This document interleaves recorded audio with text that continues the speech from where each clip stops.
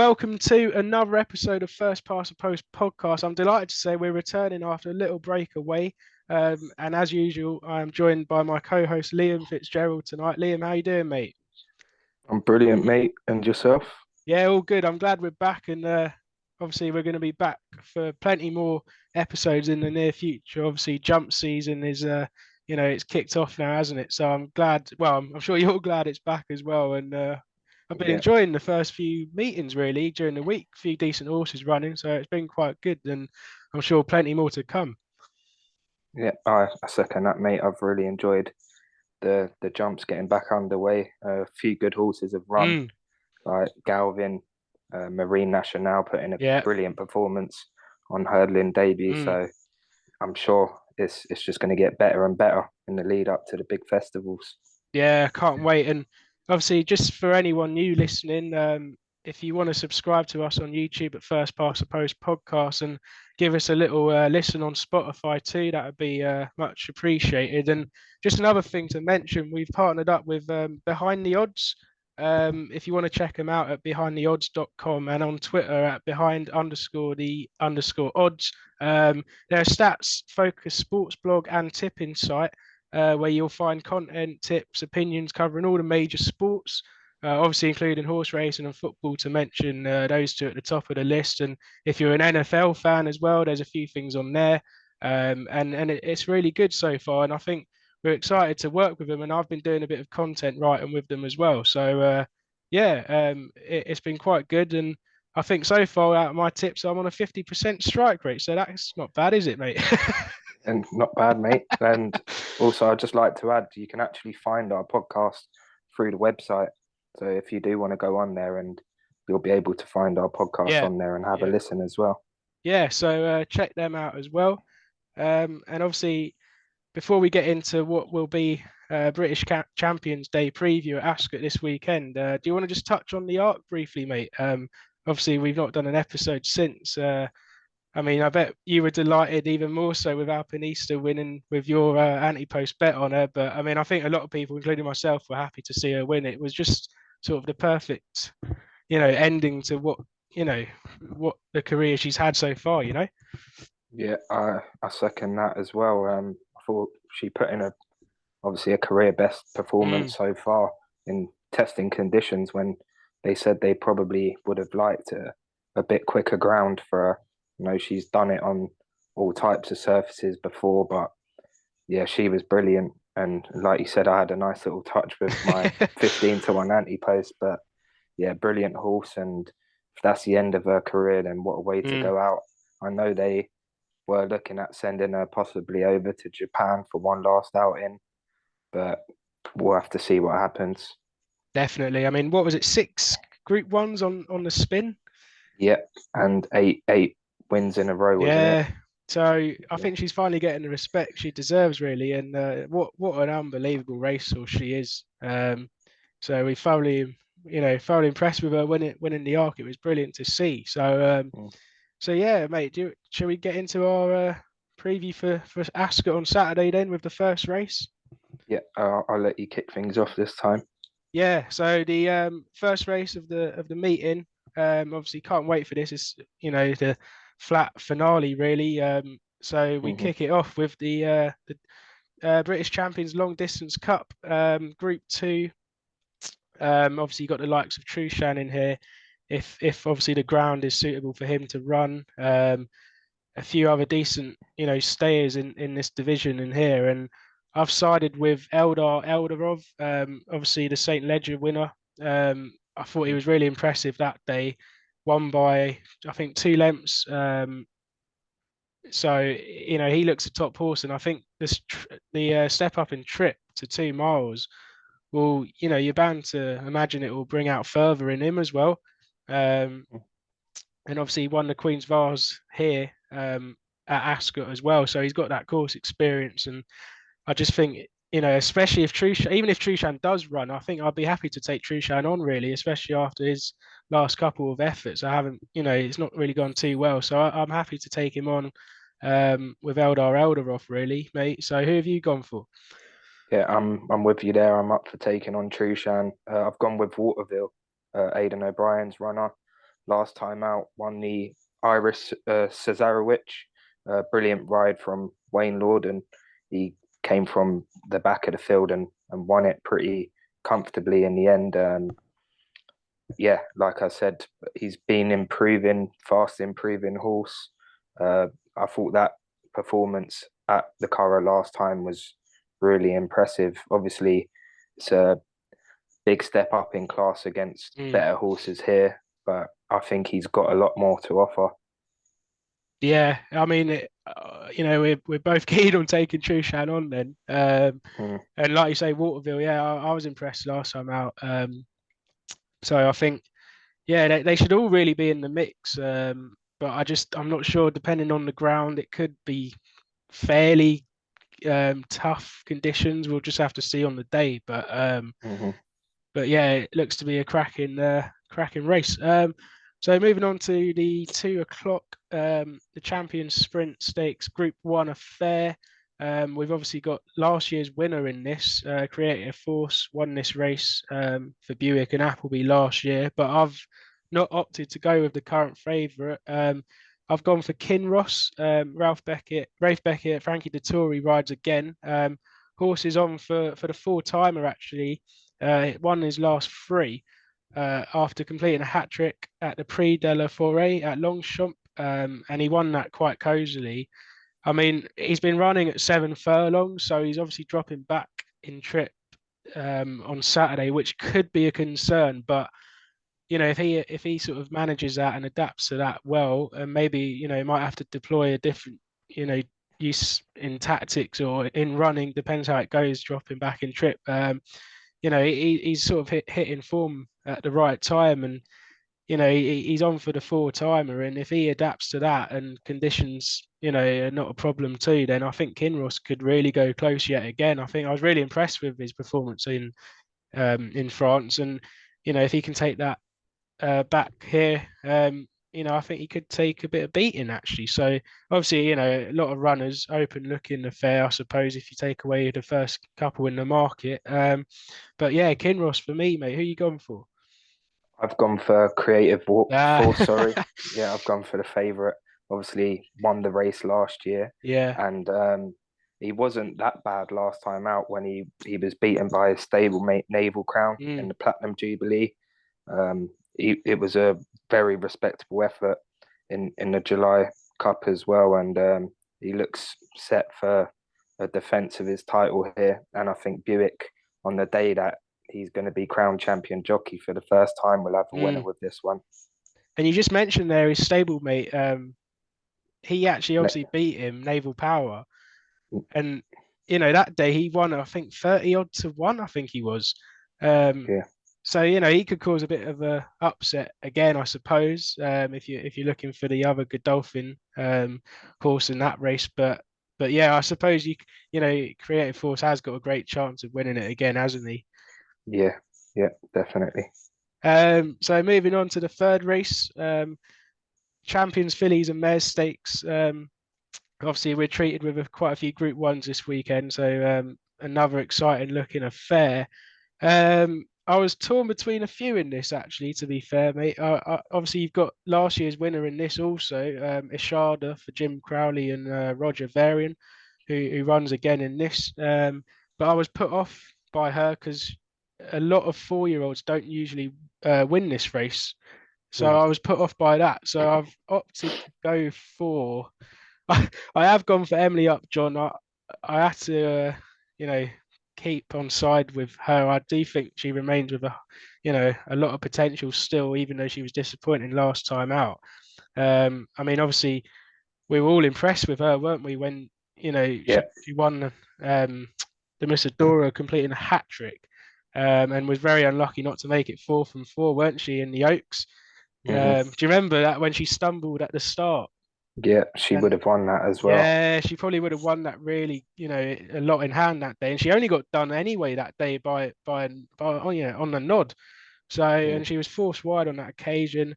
And like I say, failed to give her a run in last time out. But I think, she's fitted with a hood for the first time, I think, in this race. So, worth another go. I think I'll stick with her. I'd love to see her bounce back here. So yeah, Emily Upjohn for me. I agree with you. I'd like to see her bounce back, but I'm going to go against her here. I mean, it wasn't long ago we was all talking about her being an ARC Yeah, candidate, yeah. but obviously it hasn't worked out since then. But I've gone for Sela Rossa. Um, Mm. really, really consistent horse, and she added a Group One uh, to her tally when she won over in France in the Prix de la Royale at Longchamp a fortnight ago. She's obviously been running a further trip, but she steps back in trip here. It's a harder race for her, but Mm. she's really sort of coming to life now. And I heard Tom Marquand speaking the other day on Sky Sports Racing, and he really seems to rate her. And I think she's a great shout at 15-2 for this race. Yeah, like you say, rock solid form. Another one on for a four-timer, isn't she? Hmm. And just a couple others in there we can just have a little mention about. Obviously, Eternal Pearl, daughter of Frankel, one who I've been really impressed with. Hmm. She's on for the five-timer. She's won her last four. Um, Yeah. won well in France, won well last time out also at Newmarket in the Princess Royal Stakes. And she, I mean, if she runs a big race again, you can't really ignore her chances, can you? Hmm. And obviously, John and Fady Gosden have another runner in Mimikyu. Her sister won this race in 2016, so she might, can't really be dismissed, I suppose. But it's I got to love the fillies and mares stakes at Ascot. It is a top class race, so hopefully, should be in for a treat there. But yeah, Emily Upjohn for me and Sela Rossa for you. Yeah. Yeah. Right, moving on to the 320, um, another Group One, and this is where I'll be surprised if we don't have the same selection here. Yeah. Have you gone for Inspiral? Yeah, I've gone for Inspiral. It's just she's a top class horse, isn't she? And Mm, she's only got that one blotch against her record where she was beat and she was yeah, heavily odds on, but she's bounced back from that. Obviously, people had question marks when she was beaten that day and saying, is she really as good as what we thought? mm, But since then, she's bounced back and a brilliant performance last time out in the Prix-Jacques Marois at Deauville. Um, Obviously, landed the Coronation Stakes here in June, and yeah, I think she's the one to beat here, mate. Especially odds against. I think you can't really go wrong. I think she's sort of banker material here. yeah. She's currently like evens. I think, like you say, she could potentially even go off shorter on the day, maybe. Hmm. But obviously, John and Fady Gosden also have a great record in this race, don't they? Yeah, they do. But yeah, I'd love to see her win this. Really like the horse, and it was disappointing when she got turned over that day. But she's only what out of all her races, that was just one little hiccup. So Hmm. hopefully wins this, and yeah, I think she, you're looking at form as well. She's clear on that, and just a really, really impressive filly. So yeah, we'll be both hoping that Inspiral gets the job done, and obviously in the next race, there's only one name to talk about, and he actually won the race last year, didn't he? This race Hmm. by and obviously now the 4 o'clock, the Champions Stakes, the big one. Baid sort of farewell his last ever run. Um, yeah, I mean, what we've touched on him loads of times, even when we've had Jim Crowley and Richard Hoyles on the podcast recently. And if you also listen, check Richard Hoyles' episode out as well. That was really good. Our last guest we had on, he spoke about the horse as well. I mean, he's on for 11 out of 11. He's gonna do it, is There's no question about I can't see him getting beat, mate. I know it's a funny old sport at times, it. but he should win this, and I think he will win this. I mean, the step up in trip Mm. last time looked to have even brought even more out of him, and he looks better um, at a mile and a quarter. So yeah, I mean, Adiyar in there, he's a top class horse in his own right. Obviously, a Derby winner and a King George winner, Mm. the only horse to do that since Galileo. But he's going to have a job on his hands here, and I can't see against Baid. No, I mean, obviously we were touching on him as well, potentially going to the Arc, which never happened, but it did look like there was a chance of that happening. But Mm. I think if you look at it now, it would have been silly, wouldn't it, in those conditions? Yeah, for sure. Like They that made the just, right decision in the end. yeah, that just couldn't have happened now in hindsight. But yeah, I mean, yeah, like you mentioned, Adiyar in there. It's good to see such a sort of top class horse to put it, maybe give Bide something to think about. Hmm. But then obviously you look at the rest of the field, it's not, it's nothing really special comparing it to Bide, of course. But yeah, obviously his last run, and he can emulate Timeform's highest rated horse. Obviously, Frankel ending his career here, mate. So Hmm. hopefully, he could do it in good fashion, couldn't he? It would be good to see him do it, in good Yeah, order. But nonetheless, if he wins, that's it. And I suppose we've got to just be excited of maybe the horses that he could sort of, in his future job as a stallion, he could create, couldn't he? You don't know what could come yeah, out of him. yeah. I agree there. He's been a fantastic racehorse, hasn't he? And you don't get too many like him come about. So I mean, it's been brilliant to Mm, enjoy him whilst he has been about. And yeah, just what a horse, mate. You don't get too many of them, like I say. not at all. And I think we'll be lucky really to see another one as good as him for a fair few years yet, I'd imagine. Yeah, for sure. So that takes us on nicely to what will be the last race on Champions Day. A big 23 runner, the Balmoral Handicap. Um, who on earth have you plucked out from this one? Because I had a few and I, had to make my mind up. But mate, who have you Yeah, gone for? I had the same. Like had a look, and there was a few that stood out. But in the end, I've gone for Terranian Sea. Mm, He's been a smart performer on the all weather this winter. He proved that he could sort of do it on the turf when he was third of 18 in a handicap at York. Obviously, he didn't win that day, but he ran quite well. He's not quite in the same form on a sort of a soft surface, but the yard's going very well. mm. And I remember when this horse first came about, there was sort Yeah, of a yeah. lot of hype around him, and he hasn't quite shown that at times, but I think he's one who could be in with a chance here for sure for Roger Varian. Yeah, it's funny you should mention that because I remember at the start of his career, he won, he made it 3 out of 3 all at Newcastle, didn't he? Yeah, I And think it was Marco Gianni who just said he's an absolute rocket, yeah, but for and like some reason or other, he sort of hasn't shown that at times. But I think there is a horse there. definitely, I think, and he got obviously beat at short price after that hat trick of wins. But I agree. I think there's still sort of a top horse in there and remains with potential. But he was one of my choices, but I had to put a line for him because I've stuck with him a few times and he's disappointed. So mind you, he'll Hmm. probably go and win now. I've left him alone. So. But no, I'd like to see him go well. I've also gone for another horse that I'm quite keen on, Bashka Rover.